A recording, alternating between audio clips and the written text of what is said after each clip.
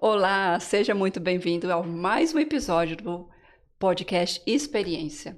Aqui você vai encontrar histórias, troca de conhecimentos, experiência de pessoas especiais que eu vou trazer com conteúdos maravilhosos. E hoje nós vamos falar sobre um assunto muito importante. Mas eu quero que você continue comigo não somente nesse episódio, mas nos próximos episódios, porque cada um deles vai trazer um ensinamento para que você tire aprendizado sobre família, sobre relacionamento, sobre carreira, autoconhecimento, espiritualidade. São assuntos que nós precisamos saber, mas também aprender através desses convidados que eu vou trazer para vocês. Hoje eu vou trazer uma pessoa especial que eu falo sempre, né? Deus une pessoas com um propósito muito maior. A gente se conhece, mas depois a gente começa a se trocar ideias, trocar assunto, fala, por que eu não conhecia essa pessoa antes, né? Hoje eu tô com a Simone Araújo, ela veio de uma transição de carreira de 20 anos, e nessa transição ela teve uma experiência, né, de aprofundar um conhecimento que ela vai trazer pra gente hoje. Tem mais de 10 anos na área do terceiro setor, é algo que eu também amo, Simone. E tenho muita experiência, mas eu quero que você se apresente, conte melhor sobre toda essa carreira, né, essa transição de carreira até agora. Seja muito bem-vindo ao podcast. Obrigada, Karina. Obrigada. Então, eu sou a Simone, né? Minha formação é em serviço social, né? Trabalhei na área, atuei aí mais de 15, né, quase 20 anos na área empresarial. E aí, depois desse período, eu acabei migrando para o terceiro setor. E no terceiro setor eu conheci a área da educação, né? Quando eu atuava na área social, como, né, assistente social, eu atuei muito com relação à saúde, né, na área da saúde. Então eu fiz várias especializações na área da saúde, eu sou apaixonada pela área da saúde. Mas quando eu migrei para o terceiro setor, eu fui trabalhar na área da saúde, fui fazer projetos de humanização em hospitais, mas ali com o passar do tempo, eu acabei conhecendo também a área da educação. Fui coordenar projetos também na área da educação. E conheci escolas em vários lugares, né, do país. E ali na escola, no dia a dia das escolas, quando a gestão sabia da minha formação, falava, você é assistente social. Você pode me ajudar aqui num assunto?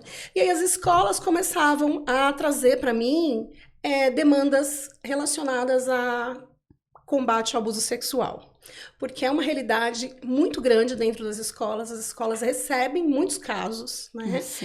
O próprio aluno, às vezes, traz essa queixa, porque fica ali muitas horas, acaba criando um vínculo com professores, né? Com monitores. Às vezes, a própria gestão é muito acolhedora, né? E as escolas recebem essas demandas e elas não têm uma orientação efetiva do que fazer, até onde elas podem ir, como elas podem atuar. Às vezes a própria mãe vinha procurar a escola, né, dizendo que estava sofrendo uma violência, né, doméstica, que o filho estava sofrendo uma violência sexual. Porque mais de 70% dos casos, né, de violência sexual acontecem dentro de casa por um parente próximo, né? Em primeiro lugar é o pai. E as escolas não sabiam o que fazer.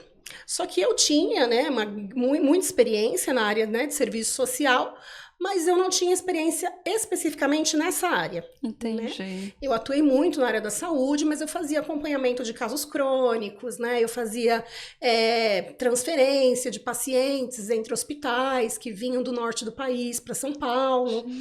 E eu não atuava a minha demanda não era criança, né? E eu não fiz estágio também. Quando eu fiz estágio no serviço social, eu optei pela área da saúde e pela área do idoso. Porque na minha cabeça, eu não queria trabalhar com criança. Eu não queria, porque eu ia me envolver, eu ia sentir dó, eu ia querer levar todas as crianças para minha casa. E não ia dar certo aquilo. Mas, assim, os planos, né, do Senhor são maiores que os nossos, né? E ele acabou me levando, né, então, devagarinho. Como se fosse um chamado, então. Exatamente. Aí eu fui pesquisar, porque eu recebi essa, né, necessidade das escolas. Eu falava, olha, eu não sei, mas eu vou ver quem sabe. E aí eu falava com uma amiga, né, que trabalhava na área, alguma amiga que tinha mais experiência com criança e adolescente, né? E aí elas iam, né, me dando caminhos, me indicando alguma leitura, algum artigo, algum livro, até que eu comecei a estudar mesmo, me dedicar, porque eu vi que era um problema enorme é um problema muito grande no nosso país. Infelizmente ainda. E é um buraco, assim, profundo. E eu falei, gente, alguém tem que fazer alguma coisa, né? E é um assunto falado, como a gente, né, todo mundo conversa, todo mundo fala, mas ninguém explica, ou então, assim, as informações corretas, onde eu consigo ter, que foi até o seu caso, né? Exatamente, né? Porque as pessoas, às vezes, procuram. Né, a informação, porque hoje a gente vive um boom de informações. Verdade. Né? Instagram, né? Facebook, né? WhatsApp, grupos de WhatsApp, toda hora você recebe, né? Isso. Uma notinha ali, um vídeo, né? Com alguma informação, mas não necessariamente aquilo que você precisa, né? E não com a profundidade, às vezes, também. Chegam as coisas, mas muito raso, né? Muito assim, no mais ou menos, eu acho que é isso. E eu sou uma pessoa mais profunda, assim, eu gosto de estudar, eu gosto realmente de me debruçar naquilo que eu me proponho a fazer, eu faço bem feito. Então eu fui me debruçar nessa temática e acabei mergulhando nela. Aí que veio as graduações, as especializações. E aí veio a certificação nessa área, em prevenção e combate ao abuso sexual infantil e adolescente. Agora eu estou na pós-graduação, estou entrando no último ciclo da pós, também nessa temática. E aí fui fazer outros cursos que tinham correlação, né? Comunicação não violenta, né? Educação positiva, porque a gente percebe que o assunto, ele envolve né, a criança, o adolescente num todo, né? Você acaba pegando uma criança ou um adolescente muito fragilizado, né? Que interessante. Então, eu fui me especializar nessa área. Tenho pós em neurociências, né? Também aplicada à educação. E aí, tudo que eu tenho feito hoje, todas as minhas leituras, todos os meus estudos, são com foco na prevenção e combate ao abuso sexual infantil e adolescente. E como foi essa transição de sair, né, dessa área de saúde para a educação, mas uma educação mais, como é que posso dizer assim, um assunto mais delicado, né? Aí veio o projeto também, você... Girassol, é isso? Isso, eu tenho o Ser Girassol. Eu ainda trabalhando na ONG, né? Eu comecei a desenvolver algumas coisas já relacionadas à prevenção, né, e abuso sexual. Eu faço ainda alguns trabalhos em parceria com a ONG que eu trabalhei. Ela é super parceira, assim, ela foi a minha grande apoiadora, inclusive, nessa temática. Me deu muito espaço para trabalhar ainda dentro, né, da ONG, mas eu era exclusiva da ONG, né? E aí eu queria algo assim que eu não ficasse que eu não tivesse tantos projetos como eu tinha lá, muitas temáticas diferenciadas. Eu queria trabalhar especificamente com combate, né, e prevenção ao abuso sexual infantil. E aí eu queria Ser Girassol, né, que é uma consultoria para letramento em prevenção e combate ao abuso sexual. E aí eu realizo projetos em escolas, em ONGs, em empresas, né? Faço formação para professores, capacitação para equipes de assistentes sociais, né? Os conselhos regionais de serviço social, conselhos tutelares, é verdade, né? Que bom. Porque precisa, né? O tempo todo as informações mudam, né? E a gente precisa estar atualizado. Então eu faço capacitação para professores também, que na verdade eu acabei entrando, né, nessa área por conta da demanda que as escolas traziam. Então hoje eu tenho um foco assim grande para trabalhar com escolas, capacitando professores, né, a gestão escolar, para quando recebem essas demandas, né, o que ele faz, que protocolo eu sigo, né, para onde eu corro, né? É verdade. Então a gente desenha ali um protocolo com a escola que seja viável para eles e os capacita até para eles terem ferramentas, né? O que eu posso falar para alguém que sofreu um abuso sexual? O que eu não posso falar? E até você falando nesse sentido, a questão assim do podcast, quando eu criei, muitas coisas que as pessoas me contavam, relatos, experiência, eu falava assim, tá, mas essa pessoa teve a informação, né? Mas ela não teve aprofundamento dessa informação. Exatamente. E falando sobre isso, esse assunto de combate ao abuso infantil, seja com a criança ou com o adolescente, ainda falta a informação assim, o que é, Simone? Porque é uma pergunta até... fala assim, mas eu já sei. Não, mas o que é? Não, mas é necessário. E é necessário a gente sempre falar, né? O que é. Porque o tabu, ele já começa aí, né? Da pessoa, às vezes, acha que sabe e, na verdade, não sabe. Então, o abuso sexual, ele é qualquer ato físico ou não que tenha conotação sexual. Então, quando eu digo físico ou não, né? Porque ele pode ser um toque, ele pode ser realmente a conjunção carnal, né? Que é a penetração, né, o ato em si, Sim. mas ele pode ser o toque nas partes íntimas, né? Ele pode ser você mostrar para uma criança ou um adolescente, né? A gente chama crianças e adolescentes até 14 anos de vulnerável. Ah, certo. Porque eles têm menos propensão a se autodefender, né, uma menor propensão a questionar o que está acontecendo, justamente porque esse abuso ele vem de pessoas próximas, geralmente. Pessoas que você tem um vínculo, que você tem uma confiança. Então, geralmente, você não vai, né? A criança ela não vai questionar um tio que está fazendo um carinho no seu órgão genital, porque é seu tio. A criança não vai questionar o pai que está mostrando para aquela criança um filme pornográfico. Isso é abuso sexual também. É o abuso não físico, né? É o abuso quando você mostra uma parte íntima para a criança. Quando você se masturba na frente de uma criança, um adulto se masturba na frente de uma criança ou de um adolescente. Quando um adulto mostra uma foto íntima, mostra um filme pornográfico, tudo isso é uma conotação de abuso sexual. Tá? Ele se enquadra como um abuso sexual. Às vezes a pessoa fala, mas foi só um toque. Só pegou no seu peito? Só pôs a mão no seu pênis? Isso é abuso sexual. É também abuso sexual. Ele pode, muitas vezes, ele não acontece, ele demora para chegar muitas vezes ao ato sexual em si. O abuso sexual, ele não começa já, na maioria dos casos, com a relação sexual. Ele tem um processo, porque aquele abusador, ele conquista a confiança da criança e do adolescente. Verdade. Então, ou de uma vítima incapaz, né, que a gente chama, são as pessoas realmente que são incapazes, né, uma pessoa que tenha uma deficiência, né, uma pessoa que seja autista, que tenha síndrome de Down, também sofrem absurdos relacionados a abuso sexual, justamente por não ter esse entendimento, o que está acontecendo com o meu corpo? Né? Essa pessoa poderia pôr a mão no meu órgão genital? Por isso que entra a questão assim, para a criança, ela acredita que seja uma forma de afeto, né? Muitas vezes. E dependendo como os pais ensinam, ela também vai continuar achando que meu tio, meu avô, ainda é um afeto, né? Exatamente, porque tem culturas, aqui no Brasil, nós temos, né, várias culturas, né, por região. Né? E tem algumas regiões do Brasil, por exemplo, é cultura cheirar o órgão genital de uma criança. Verdade. Seja menino ou menina. É uma cultura, né? E um dia desse até a gente recebeu, eu faço parte de um grupo com mais de 500 profissionais dessa área. E uma delas recebeu justamente uma mãe, né, questionou, falou, então quer dizer que eu não posso mais deixar os avós cheirarem os órgãos genitais do meu filho? E tem a conotação de abuso sexual. Sim. Não pode. Tá? Isso faz bem para quem?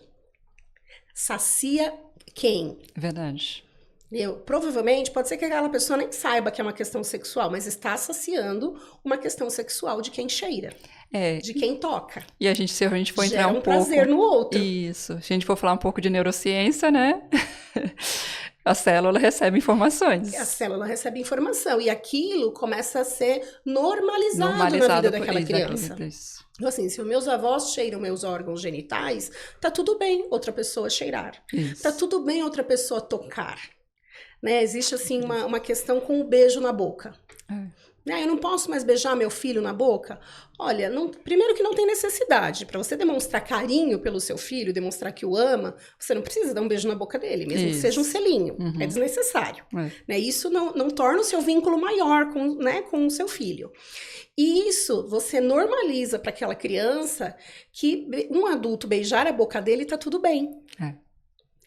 Então, aquilo, para nós parece bobagem, mas, né, as células, as nossas sinapses, né, os nossos caminhos neurais vão se formando, normalizando esse tipo de situação. Vão associando como se fosse normal, né? E aí, quando a criança já está com 6, 7 anos, ela, que tem, né?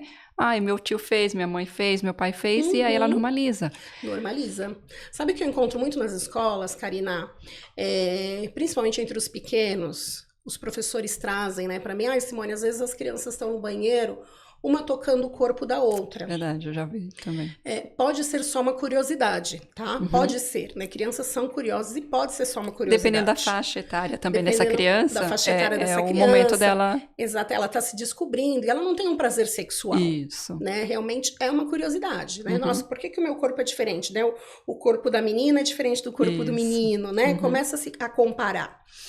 Mas em muitas situações, quando a gente conversa com a criança traz: ah, mas é que o meu pai faz isso no meu corpo. Ele toca o meu pênis, meu pipi, né? Porque não denomina, né? Não nomeia aquela região corretamente. Ah, o meu pai toca o meu pipi. Então, pra mim, tudo bem tocar no pipi do meu amiguinho. Eu só tô brincando. Meu pai brinca com o meu pipi. Ah, meu pai brinca com a minha periquita. Entendeu? Então, é só uma brincadeira. Então, pra criança, ela tá só brincando com o órgão sexual do coleguinha. E, de fato, na cabeça dela, é uma brincadeira. Só que se você valida, você reforça essa atitude, esse comportamento, de uma brincadeira, com o passar dos anos, isso pode se tornar, de fato, um abuso. Tanto que hoje tem um número muito grande de irmãos mais velhos que abusam de irmãos menores.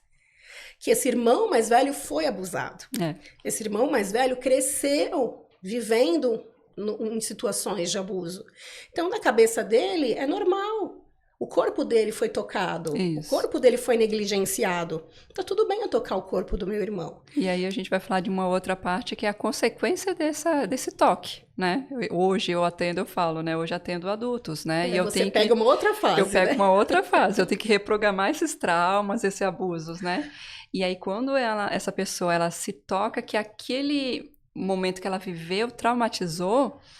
Eu tive casos que pessoas se apagaram mesmo aquela situação do abuso. A situação do abuso, né? Bloqueia. E teve outras que não, que ainda aquilo era tão vivo dentro dela que precisava fazer a terapia.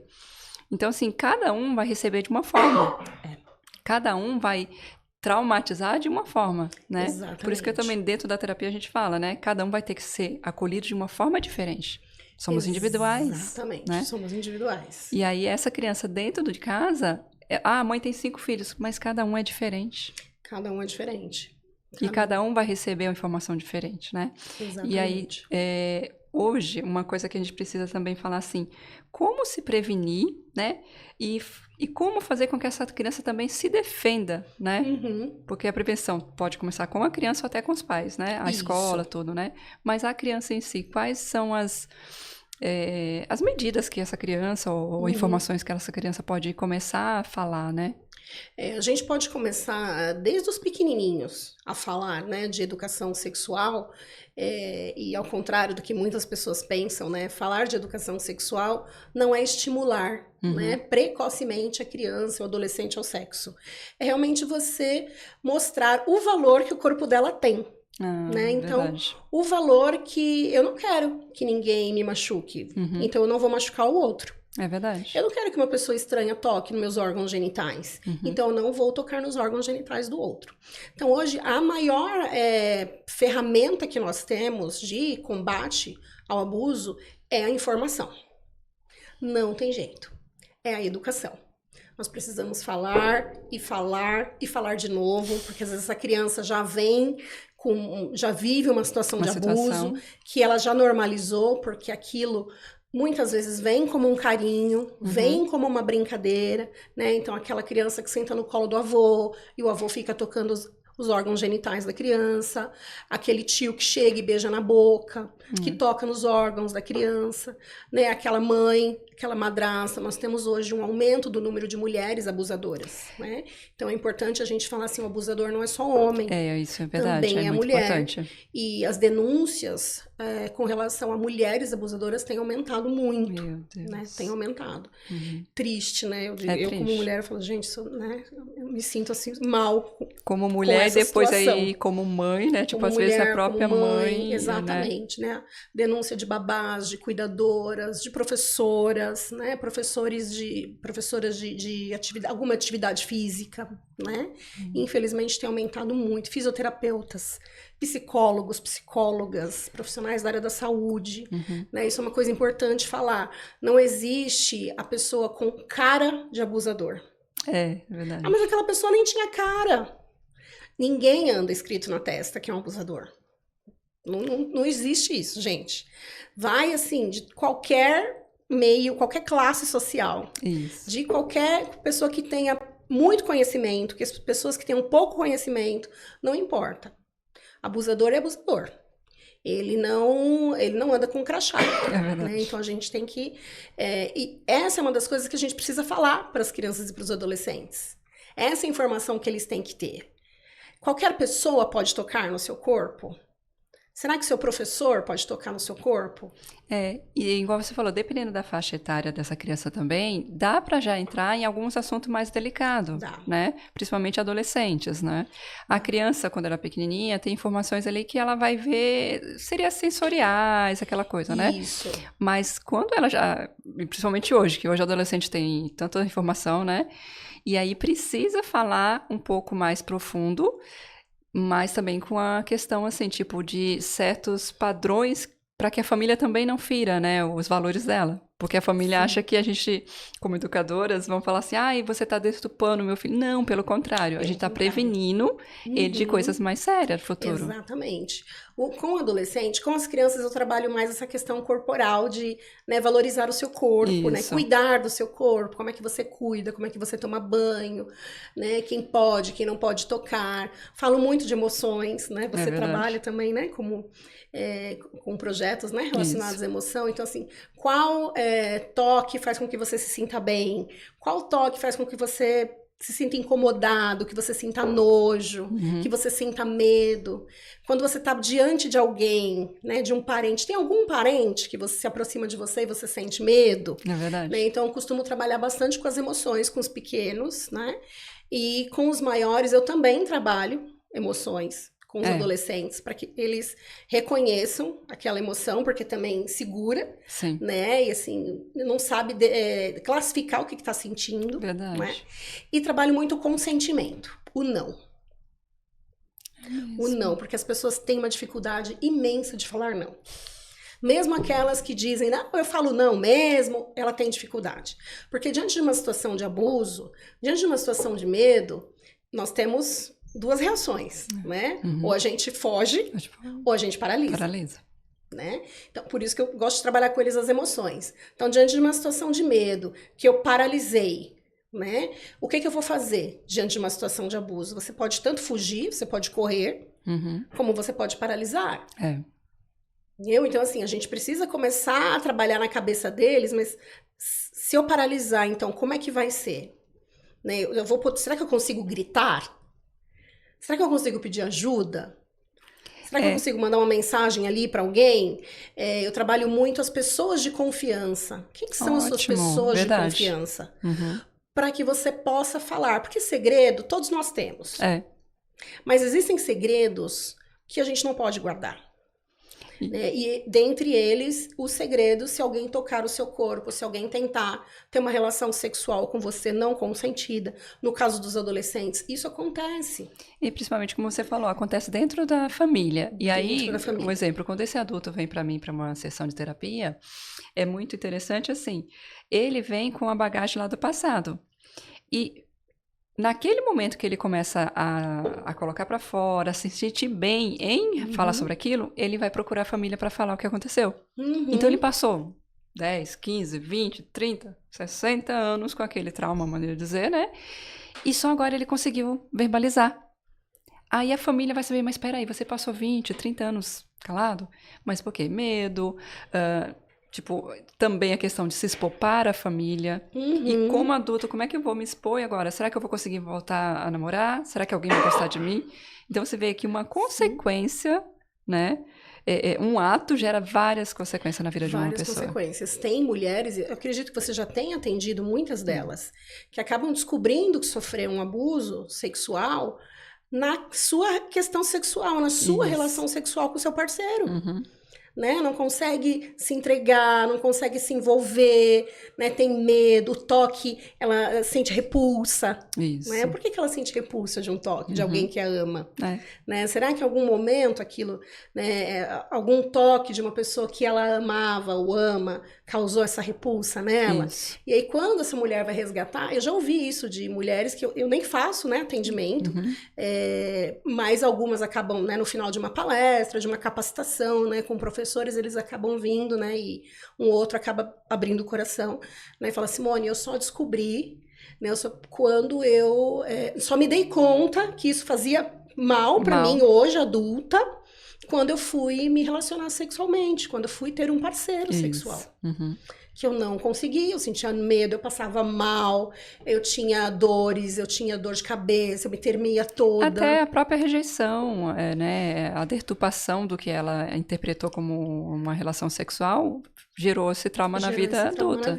Né? E muitas vezes ela fala: não quero mais me relacionar, ou então tenho medo de sair com qualquer pessoa. Exatamente. Entendeu? É uma bola de neve, né? Uma coisa puxa a outra. A confiança, né? Em quem eu confio. Será que eu confio mesmo, né? Então, eu gosto de trabalhar esses temas com os adolescentes, porque é uma fase que eles acham que tudo pode. Isso.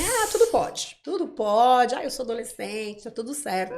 Só que, assim, isso tem consequências, né? O que tudo pode hoje pode gerar uma consequência para a vida, né? E as consequências de um abuso sexual, elas podem tanto ser físicas, né, realmente machucar, né, uma relação sexual que foi forçada, né, vai deixar ali os órgãos genitais com alguma marca, dilacerado, vai gerar sangramento, né, mesmo que seja um toque nos órgãos genitais, muitas vezes machuca, né, e porque tem pessoas que também sentem prazer com a dor do outro, né, o ser humano, ele assim, diferente, né? O que não é pra mim, o que não causa prazer pra mim pode causar prazer pro outro, né? E os adolescentes, eles não param pra pensar nisso, né? Eles acham que vai ser só questão física, né? Só vai ter aquela dor naquele momento. E não é, né? O abuso sexual, ele deixa marcas na alma, né? Ele deixa marcas pra vida, né? A pessoa, se ela for cuidada, se ela for para uma terapia, né? Se ela tiver um atendimento adequado, até na hora do relato, né? Que a gente chama de escuta especializada, que é uma capacitação que todos os lugares, públicos ou não, mas que tem atendimento a criança e adolescente, precisa ter a capacitação em escuta especializada, para você aprender a receber esse relato de abuso, sem revitimizar a vítima. Olha. Então, sem fazer com que aquela vítima repita 10 vezes a mesma informação, reviva aquela dor, aquele sofrimento, para você saber o que falar, como acolher, né? Eu vou chorar junto com essa criança, eu vou abraçar, eu vou pegar no colo, eu vou ligar. Não, mas são os pais os abusadores, então a quem eu vou recorrer? Verdade. Então, todos os lugares que tem a demanda, né, com crianças e adolescentes, precisa ter um conhecimento básico de escuta especializada, para saber como receber essa denúncia. E o que eu vou fazer com essa denúncia? E para não piorar também a situação, porque às vezes a criança, ela é exposta. É isso que eu estava pensando. Exposta. Eu estive numa cidade alguns meses atrás, que uma garota, ela foi vítima do pai adotivo dos 9 aos 12 anos. E ela simplesmente não ia para a escola, ela era educada em casa, a mãe sabia dos abusos, a mãe com um conhecimento, uma graduação, pessoas assim de uma classe média alta. Não acredito. Moravam assim num condomínio, assim, uma coisa que você fala, imagina, não tem cara de abusador. Porque a gente né? até entra um outro assunto, a questão de você achar que o abuso só acontece em classes mais baixas. Não existe, porque o abusador não tem cara, não tem idade, não tem classe, gênero, não tem. Gente. E aí essa menina, ela não ia pra escola, simplesmente. E aí um vizinho começou a perceber, falou, nossa, tem uma criança, né, 12 anos, tem uma criança nessa casa, ela não sai para as áreas de lazer do condomínio, ela não brinca com outras crianças, ela não sai para a escola. E ele começou a achar que ela sofria violência física. Inicialmente, né? Claro, ela deve apanhar, né, para não sair, ela deve, né, só pode. né? O pai saía para trabalhar, a mãe saía, a avó ficava com ela, a avó sabia dos abusos. E aí um vizinho começou a estranhar. Falou, gente, tem alguma coisa estranha acontecendo. Tá? Tem criança na casa. E, na verdade, não era só uma criança que tinha na casa, eram duas. Porque o irmão dela, que era menor, a menina já tinha 12, o irmão naquela ocasião estava com 9, também não frequentava a escola. E ele ficava trancado num quarto separado da irmã. Então, eles não tinham nem convívio de irmãos. Gente, isso é loucura. Eles viviam completamente separados. E ele ficava trancado num quarto justamente para não ter contato com a irmã, para não saber o que acontecia com a irmã. Meu Deus. Até que um dia o vizinho achou muito estranho e resolveu ligar. Depois de várias vezes que ele ligou, ele fez em torno de 5 denúncias para o Conselho Tutelar. Até que em uma delas, na última, né, o Conselho Tutelar resolveu ir até a casa. Porque eles falavam, mas que dado que você tem? Né? Mas como que você acha que tem uma criança sofrendo? Não, eu sei que tem uma criança naquela casa. E ela não sai para ir para a escola, ela não sai para a área de lazer, deve estar sofrendo alguma violência. Porque não faz sentido você ter uma criança dentro de casa que não vive num condomínio com uma piscina. Uma coisa, assim, alguns sinais simples de não ir para a escola, né? Uhum. É grave, então. Já é grave. Já é um motivo para o Conselho Tutelar ela bater na porta. Gente. Né?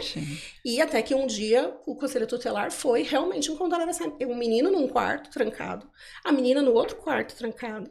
E aí quando foram investigar, ela era vítima. Ela infelizmente, ela sofreu vários abusos sexuais desde os 9 anos, dos 9 aos 12 anos, pelo pai adotivo.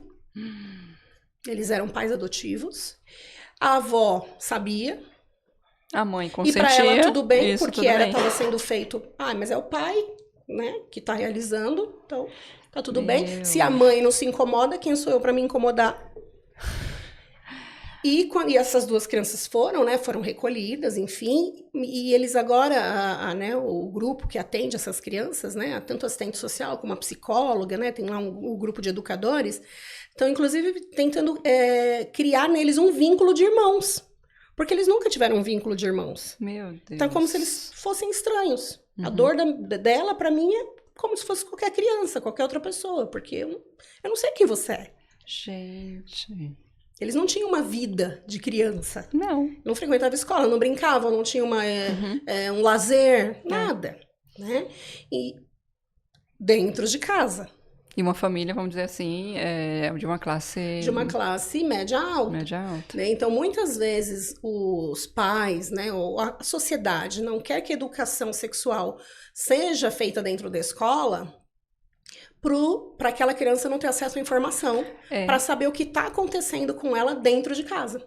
Porque aí a gente vai entrar numa questão assim, já que, vamos dizer, né, os pais não querem aprender, né, ou não querem mais passar por essa fase, né, até de aprender para ensinar, a gente vai ter que ensinar as crianças. Tem que ensinar as crianças. Para que ela saiba que aquilo é um abuso, primeiro, educação sexual para essa criança, para ela entender o que é, e depois para ela se defender. Né? Exatamente. Eu estudei nos Estados Unidos durante um período, e um dos módulos que eu tinha que fazer era cuidado de criança e família. E assim, quando eu fui assistir as aulas, eu fiquei até chocada, porque era muito rigoroso como eles faziam lá. Ensinavam as crianças desde pequenininha a se defender. E nós brasileiros, né, tem a mania de falar, não, cultura. É muito rigoroso. Depois que eu fui ter as aulas, aí que eu entendi por quê. E aí eles têm um projeto muito legal, que faz parte também acho que do México, que é um teatro, né, infantil, onde eles levam para escolas para ensinar as crianças, tanto a parte sexual, mas também o que é o abuso. Exatamente. Então, aí é o que eu falo hoje, nós, infelizmente no Brasil, nós não podemos mais ensinar os adultos, né, porque nem muitos não querem, mas o nosso papel é ensinar as crianças. Exatamente. É o reeducar, e até culturalmente. Até culturalmente, porque tem regiões que é normalizado. É isso que eu ia falar. Né? Infelizmente, tem regiões que os pais comercializam os filhos. E comercializa filhos com 5, 6 anos. Para fins sexuais. E até também o pai acha que tem posse sobre o filho. O corpo é meu filho, eu posso usar. Não, você é pai e mãe. Exatamente, é meu filho, eu posso usar. Eu tenho relatos de uma pessoa, uma mãe... Ela percebeu que o marido estava abusando da filha de 3 anos Meu Jesus. quando ele começou a querer ter relações sexuais com ela, com a criança na cama.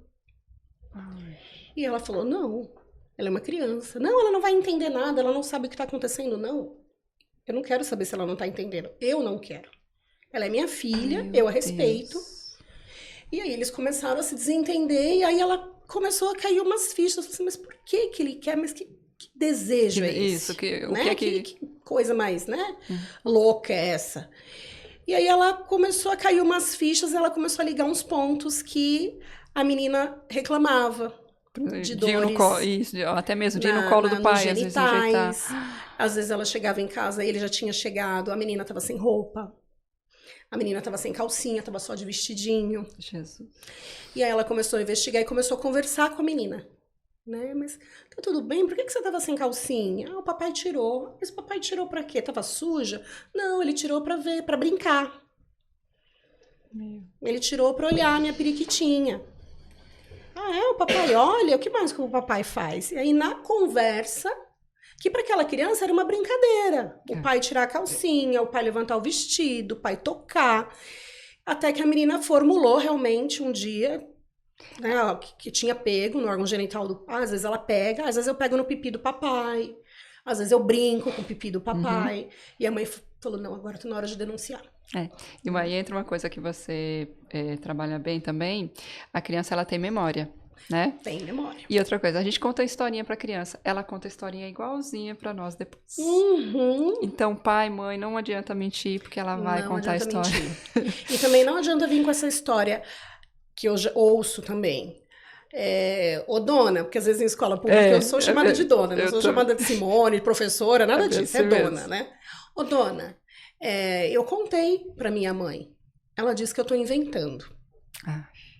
Gente, assim, o número de casos que são inventados é extremamente baixo. Extremamente baixo. E não se sustenta.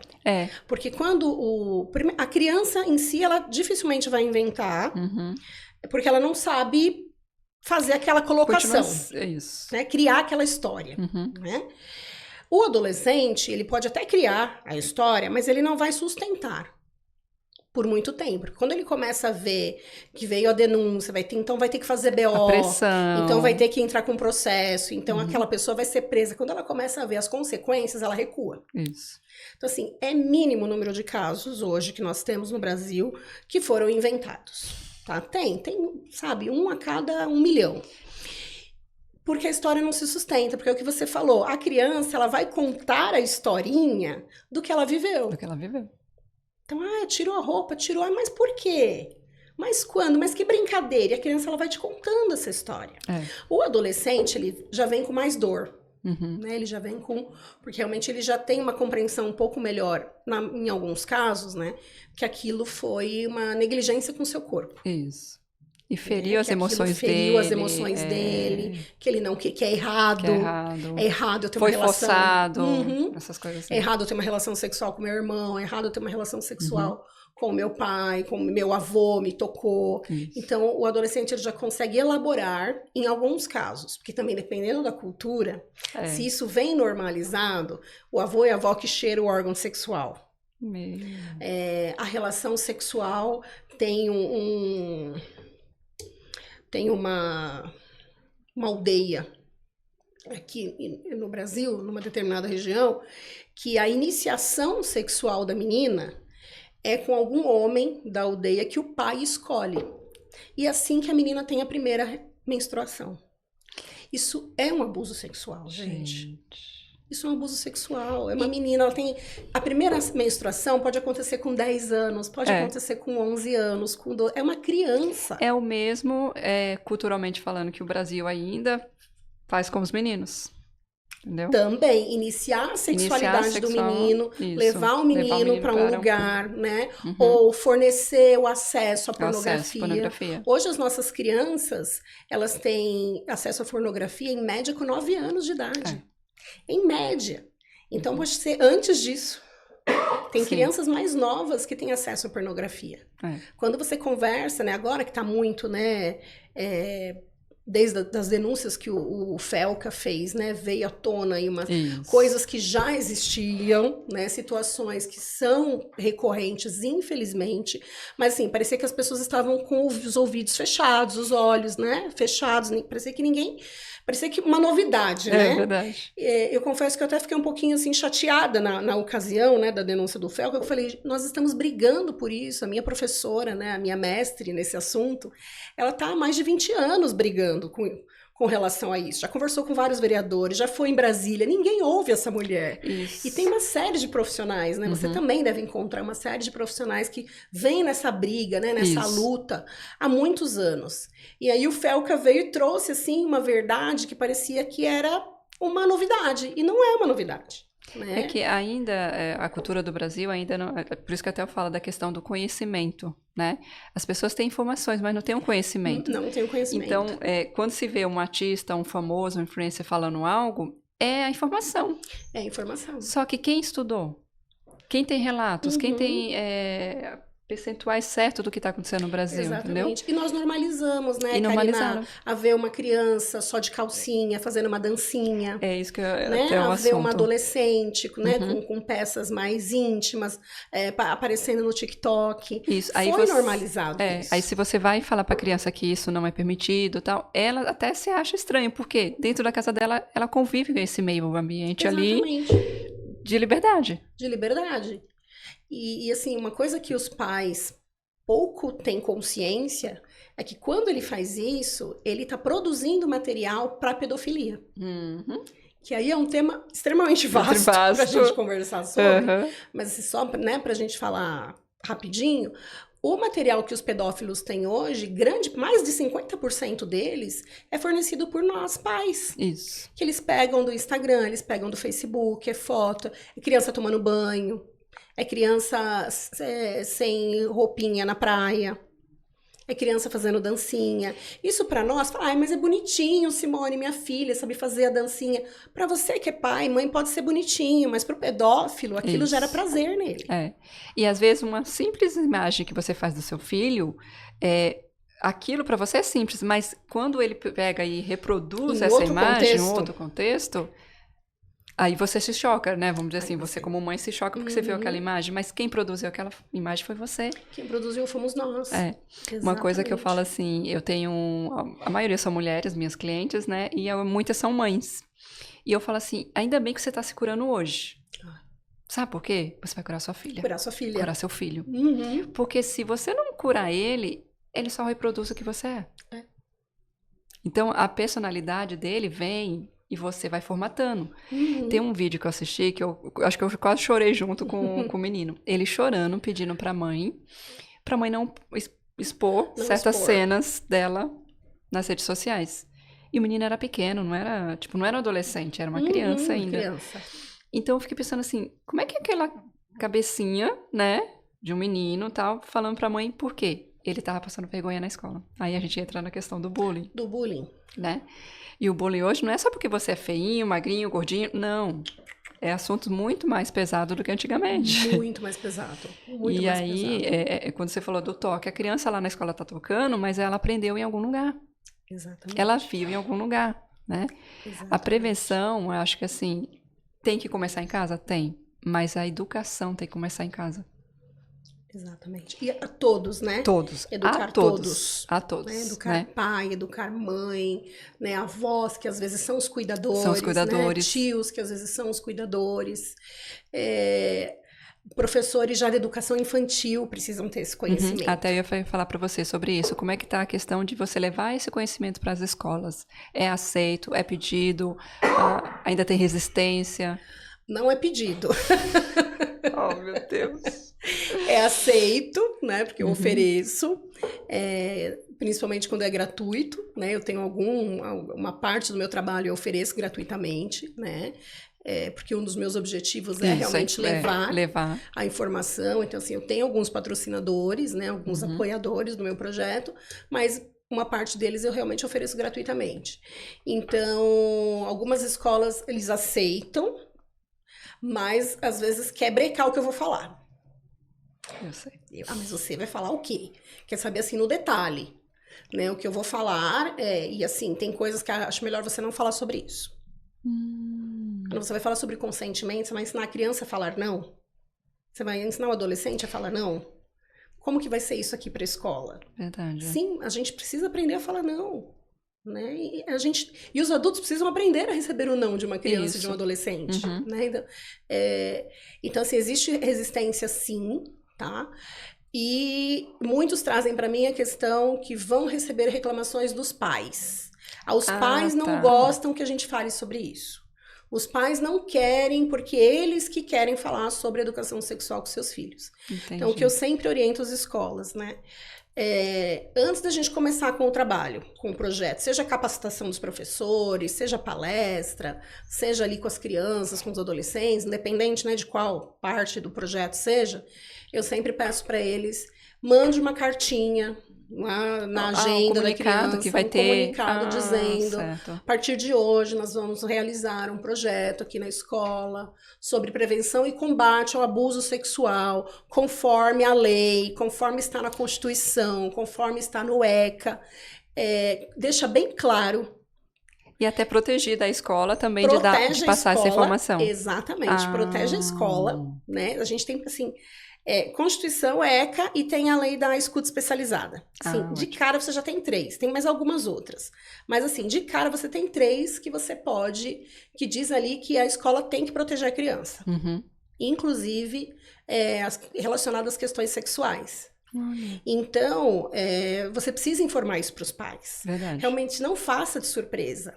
Não faça, informe, mande uma cartinha bonitinha, explique o que vai ser. Vai ser uma palestra? Vai ser uma oficina lúdica? Vai ser um teatro? Né? Coloca o que vai para os adolescentes, vão ser palestras, rodas de conversa, né? Que eu gosto de fazer também. Pego um trecho de um filme, um trecho de uma série, a gente faz uma roda de conversas, ou eu levo um livro para a gente bater um papo sobre aquele livro. Coloca que é por uma profissional habilitada, certificada, para lidar com essa temática. Que legal. Não é uma coisa que você vai tirar do Google. Tem muita informação boa no Google, mas é uma pessoa que vem especificamente para isso, com esta finalidade. Se a escola não valoriza, se a escola não dá o passo antes do pai, antes dos pais, virão reclamações, porque a criança vai chegar em casa com o livretinho. Hoje eu aprendi o que é uma vulva. Hoje eu aprendi que não é um pipi, é um pênis. O pai e a mãe vai falar, mas o que é isso? O que estão ensinando na escola para essa criança? Aí até entra a questão da cultura ainda do Brasil, né? Muitas vezes a gente usa palavras, porque dentro da casa se escuta. Aí quando a gente vem para uma área de educação onde a gente vai corrigir certas... né? Porque tem que se dizer para a criança o que é isso, explicar o que funciona, como é, tal. E aí os pais se assustam. Mas culturalmente não, tem que passar essa cultura agora de quê? Educação. Educação, até porque na geração daqueles pais, isso não foi falado na escola. Isso é verdade, isso não Muitos foi falado. não aprenderam em lugar nenhum. Aprenderam na vida, né? Muitas mulheres aprenderam ali no momento de ter uma relação sexual, ou aprenderam ali no grupo de amigas, né? Na roda de conversa, né? No bate-papo, né? Num filme, né? Mas eu, por exemplo, eu venho de uma família que a minha educação sexual não foi dada pela minha mãe. Eu tenho uma tia que é bióloga. Que legal. E ela conversava com sobrinhos. Olha aí. Ela tinha livros, tem até hoje, né, os livros. E ela mostrava os livros para nós, e ela mostrava para nós o corpo. Que legal. E então essa educação sexual, a minha educação sexual, não veio da minha mãe, nem do meu pai. Minha mãe teve uma criação, meus pais, né, se tiveram uma criação extremamente rígida, nordestinos, machistas. Que a mulher não podia nem usar um biquíni na praia. Gente. Então, assim, meu pai nunca ia falar sobre sexualidade. O homem que acreditava que o filho tinha que ser iniciado. A mulher era só para servi-lo. Segura suas cabras que meu bode está solto, porque era isso que a gente ouvia em casa, e eu cresci ouvindo isso. E a minha educação sexual veio por essa tia. Assim, se eu não tivesse essa tia, era zero a minha educação sexual. É verdade. Eu não ia saber nada. E por isso que a gente fala da reeducação, né? A gente está fazendo um papel, assim, de resgatar, isso. Né? Eu até falo assim, não somente resgatar esse tipo de educação sexual, mas a educação em geral. Em geral. Né? Em geral. Em geral. Nós precisamos reaprender muitas coisas. Exatamente. Né? E uma das coisas que eu vejo que continua, além do abuso sexual, é a consequência da gravidez indesejada. É uma das, né? É uma das, né? É uma Além das das doenças e tal, mas consequências. assim, aí entra uma bola de neve. Tá, se eu não tenho informação, eu passei pra minha filha continua não tendo informação, daqui a pouco eu tenho um neto. Aí as pessoas falam, mas é só no posto de saúde, pegar lá, tem a Isso. camisinha, né? Tem o preservativo, tem o anticoncepcional.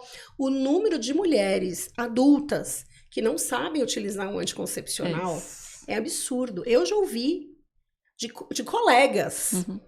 Não sabe o período, não sabe o período, o remédio toma que um possa dia usar. sim, 2 não. Isso. Toma quando quer. Uhum. Esse mês eu vou tomar porque eu vou ter... Eu comecei a namorar, comecei a tomar. Isso. Aí briga com o namorado, para de tomar. Aí volta o namoro, não volta a tomar o remédio. Isso. Toma a pílula do dia seguinte, aí depois dá uma consequência. Muitas que só tomam a pílula do dia seguinte. Tive uma amiga que passou muito mal.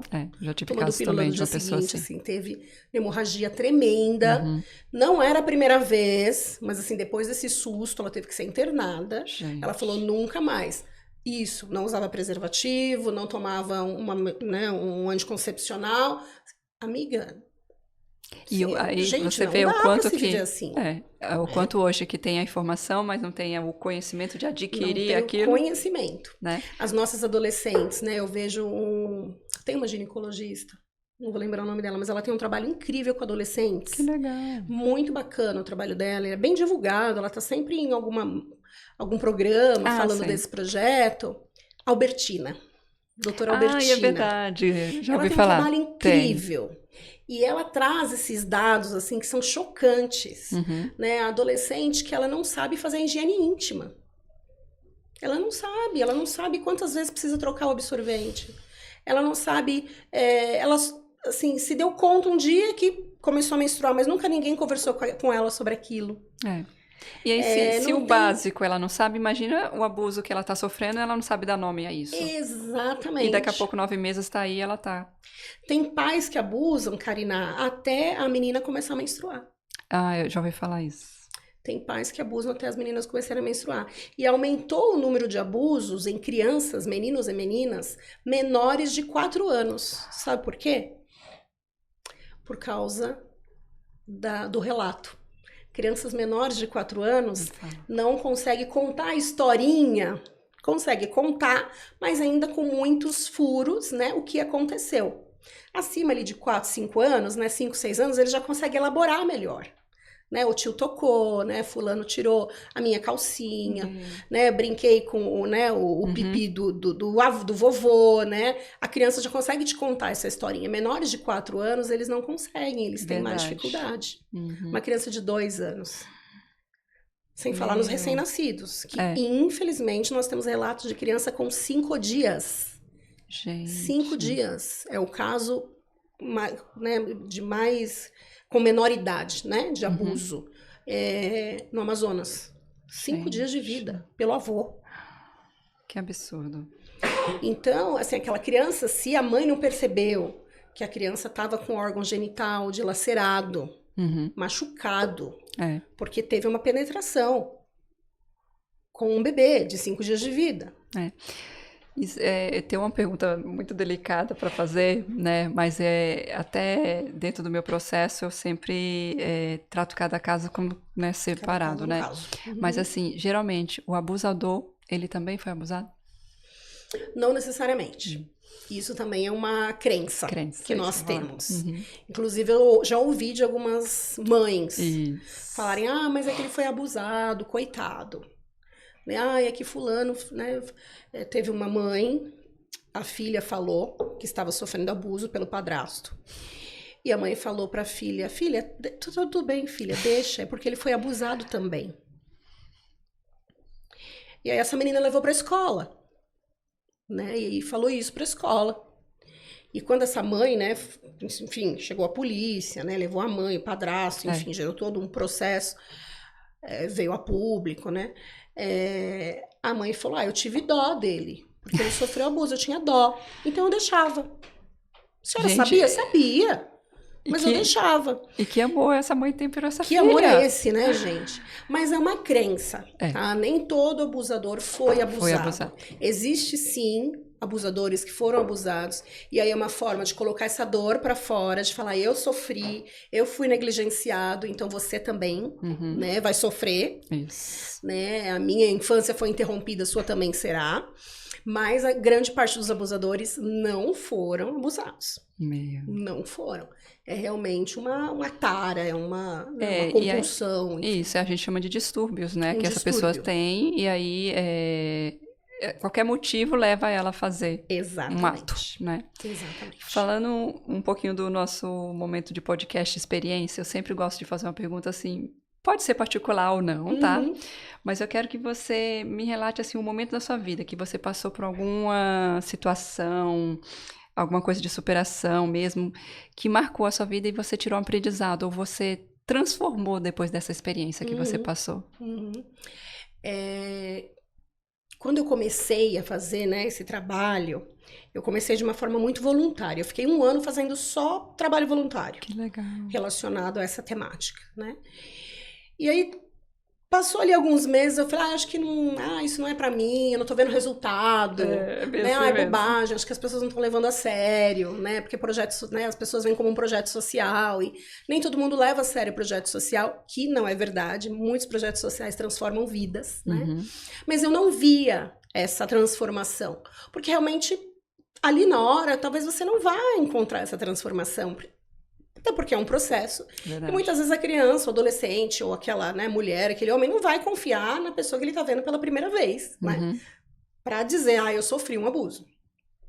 Apesar de que em toda palestra, todo projeto, eu saio com alguém que vem me contar que sofreu abuso. Pelo menos um caso. E aí nesse dia eu falei, olha, acho que vai ser a minha última, acho que vou acabar, chega. Acho que já deu. E aí eu fui para uma instituição aqui, bem lá no extremo sul, fiz 3 palestras, 3 momentos com adolescentes, 2 de manhã e 1 à tarde. Em cada um dos momentos eu tive pelo menos de 2 a 3 casos de denúncia. Sim. E aí no final, quando eu estava, né, indo embora, a assistente social do lugar falou assim, Simone, você conseguiu fazer com que eles falassem coisas que nós estamos há meses. Nós suspeitávamos, mas nós não tínhamos, não conseguíamos acessar. Porque não é simplesmente chegar e falar, você está sofrendo um abuso? Não faça isso. Não. Essa não é a forma correta. Então, elas iam de um jeito, ia de outro, assistente social, ora psicóloga do lugar, era uma ONG o lugar. E ela falou, nós estávamos com justamente essas crianças e adolescentes na mira, porque nós sabíamos que tinha algo errado. Mas nós não conseguíamos, eles não contavam. E todos eles falaram. Você conseguiu acessar essa intimidade, a fala deles. Muitos começaram a chorar, muitos pediram, tia, me dá um abraço, tia, não aguento mais. E aí, naquele dia, eu falei, tá bom, já entendi, senhor, eu não vou parar. É isso que eu te falar. Porque se eu saía, teve pelo menos uns 5, 6 casos aquele dia. E aí, essa devolutiva dela, né? E aí eu entendi que também... Aquilo aconteceu, eu vi, de fato, né, a dor daquelas crianças e adolescentes. Mas pode ser que eu não veja na hora. E aí eu comecei a receber de algumas escolas, eu comecei a pedir. Se surgir alguma denúncia, você me avisa. Só para eu saber, eu não quero saber o nome, eu não quero saber... Você não precisa entrar em detalhes comigo. Eu só quero saber se depois do meu trabalho aqui, se veio alguma denúncia. E aí, eles me mandam. Que legal. E aí que você, vamos dizer assim, aí você entendeu o seu chamado, né? Entendi. Porque eu acho muito legal isso, assim, todos nós temos uma vocação, um chamado, mas às vezes nós precisamos ser acordados, né? Chacoalhados, isso. E aí que entra o match que a gente fala, né? Você encontrar com a sua vocação. E muitas vezes estava ali perto, mas assim, deixa pra depois. E aí você encontrou. E assim, Simone, e não pode parar. Não deve parar. Não né? pode parar. Aí pra a gente continuar. Entende, E aí é uma coisa que eu preciso saber também de você. Como a gente pode levar essa informação para as pessoas, ter mais consciência sobre combate? o que essas pessoas também precisam aprender, tanto dentro de casa, na escola, seja criança, seja adulto. O Brasil precisa conscientizar sobre isso. O que se deixa de recado? Precisa. Acho que ensinarmos para as crianças a importância delas, que elas são especiais, que o corpo dela é especial e que nenhuma pessoa pode machucar. Pai, mãe, irmãos, avós, ninguém pode machucar. A gente precisa trabalhar muito o emocional das nossas crianças para que elas identifiquem, né? Não, isso me faz mal, isso eu não quero. E o poder que elas têm da denúncia. Você pode fazer uma denúncia anônima no Disque 100. E a criança pode fazer essa denúncia. Então, eu sempre deixo essa informação muito em evidência para elas, empodero elas disso. Né? Se você tiver um adulto de confiança, converse com esse adulto de confiança, que não necessariamente vai ser seu pai e mãe. Né? O meu adulto de confiança era essa minha tia, né? Que é até hoje minha adulta preferida, que se eu tiver alguma questão, eu vou levar para ela. Que legal. Entendeu? Então, eu levo esse exemplo para eles. Né? Tenha um adulto de confiança, seu adulto preferido, que você possa contar tudo. Eu brinco com os adolescentes, você tá numa balada, deu ruim. Liga para aquela pessoa. Você vai ligar para quem? Se você ligar para seu pai e para sua mãe, eles vão te engolir. Para quem que vocês vão ligar? Que legal. Vou ligar para tal tia. Vou ligar nossa, eu tenho um vizinho que vai me ajudar, vai me tirar da enrascada. Então é isso, né? Se você não tem ninguém, faça você a denúncia. Disque 100. Disque 100. Nós precisamos empoderar as nossas crianças e adolescentes que elas próprias podem fazer a denúncia. Isso é verdade. E não ter medo da consequência, porque essa criança, por exemplo, ela vai ser protegida. Hoje nós temos muito mais recursos, né? Temos. Tanto assistentes sociais, temos ONGs, né? O conselho tutelar, o conselho, tem todo um trabalho, isso, né? Para até mesmo para a criança sentir que ela pode fazer isso e ela vai ser acolhida, né? Exatamente. E a mãe também. Muitas vezes a mãe é acuada pelo parceiro, e aí ela tem essa proteção. Exatamente. Né? Pelo menos isso a gente ganhou já um degrau a mais, né? Com certeza, com certeza. Mas já estamos no fim, já. Olha, mas foi muito bom. Que bom, que bom. Desejo que tenha sido útil. É útil, e eu creio que cada pessoa que assistir esse vídeo, que assistir o podcast, tira um pouquinho de aprendizado e assim, aplique dentro de casa. Exatamente. Né? Um pouquinho que você ensina pode produzir diferença na vida da criança e do adulto depois, né? Exatamente. E eu quero que você deixe seus contatos, como é que a gente acha você. Deixa as informações. Vou deixar meu Instagram, que é o @ser_girassol. Ou se você só colocar lá Ser Girassol, vai aparecer lá um girassolzinho na foto. Meu e-mail é simonearaújo, tudo junto, @sergirassol, tudo junto.com. Simonearaújo, @sergirassol.com. E o meu telefone, que é 11, o DDD 99550 0696. Eu fico aqui em São Paulo, mas eu levo o projeto para qualquer lugar do Brasil e do mundo, porque é uma mensagem que a gente precisa realmente espalhar, divulgar. Hoje eu vi uma amiga que está na África fazendo esse trabalho de prevenção. E é isso, a gente precisa levar, aonde existir uma criança e um adolescente, nós precisamos levar proteção. É verdade. Obrigada pela sua participação. Eu que agradeço. Gente, mais um episódio maravilhoso. Se eu pudesse, ficaria aqui horas conversando. É muito assunto, muito profundo. Mas eu quero fazer um convite. Assista esse podcast e fique atento aos próximos podcasts para você aprender, reaprender, educar. Cada uma de pessoa que vai, um pouquinho de cada episódio vai acrescentar na sua vida. Então, continua comigo para os próximos episódios do podcast Experiência. Isso aí.